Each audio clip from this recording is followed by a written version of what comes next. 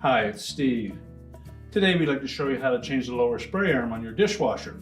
It's a really easy repair. Let me show you how we do it. Now to change this part, we'll begin by opening up the dishwasher. We'll remove any items that are in the lower rack as well as the lower rack. So we'll just set that aside and then we can do the repair. Now with the lower rack removed, our next step will be to remove the retaining nut for that spray arm.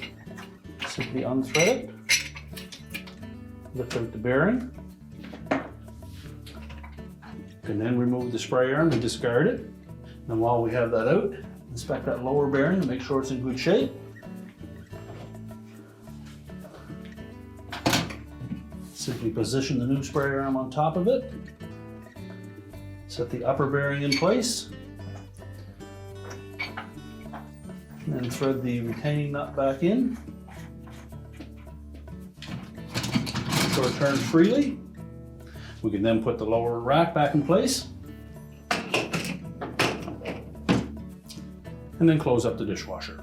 Now with the rack back in place, we can close the dishwasher up and your repair is complete.